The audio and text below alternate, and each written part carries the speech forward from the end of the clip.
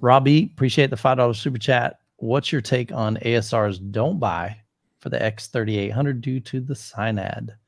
Did we get caught up too much in numbers? Didn't we talk about that? Yes. So, Robbie, I think our take, we talked about this on the last live stream, is that's kind of heavy-handed to say that, because like Gene from Audioholics had put out there that human beings don't really hear much over like 70 dB typically SINAD. So, and that's, unless you're just listening to silence and you're going up to the speaker to put your ear next to it. But in music playback, when there's audio in the room, you don't hear much over 70. Maybe a golden ear hears a little higher than that. So to say, hey, we're not going to recommend this because it's 85, actually feels a little irresponsible to me. E-pin, come on. How big is it? That's what this is all about. A measuring contest. It's objective. It's a benchmark. It's realistic. It's possible it's repeatable. Yeah. But it's not audible. It's not human audible. So let's account for what is. And we went for, like, we chose benchmark at M-Wave last year because of them ruling the SINAD list, because we were trying to take away variables from people being able to say, oh, well, the noise floor, oh, this or that. So in that context, absolutely. Or if you're wanting to just say and have confidence that what you're hearing is what should be delivered, I get it. But law of diminishing returns is, how much money are you willing to throw at this problem? Yeah. And at what point does it stop mattering? Like I went with my Buckeye amps, and I had pro amps that were probably around the 70, 75 SINAD rating, and they did a great job.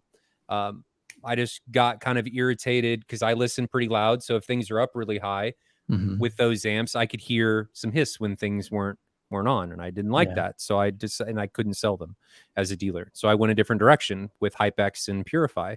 But for most people, it depends on your situation, but I agree with Jonathan. I don't think that's well, really. I think we have some pretty good objective data on that just from a small operation. And I've done it 4 times, and we've done it together a couple times, you and I. Yeah.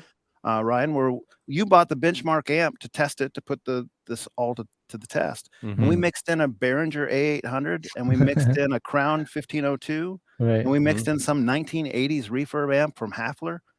And darned if anyone could tell the difference between 118 dB SINAD score and the lowest one that's on that list was like 70. I'm somewhere around 74, I think, if I remember right, Ryan, for that Crown or for that A800.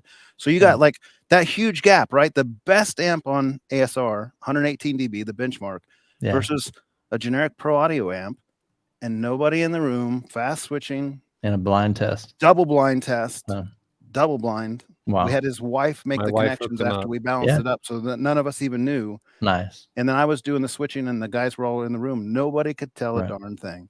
So he actually, and I've told this story multiple times, he was turning the same damn amp on and off, and we thought it was a different one every time. Like, oh, we can hear the difference, and he's just sitting over there in the corner going, ha ha ha ha. We thought it was a different amp, and it was the same one getting turned on and off, and that right there is a perfect example of how screwed up your brain can make these tests. I mean, it is, your brain is your first enemy.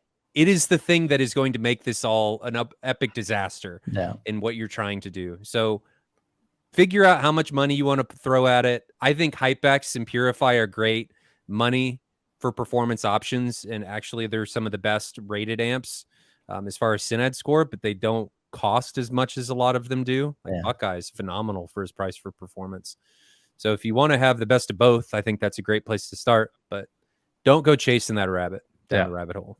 Not everything that you can measure can be heard.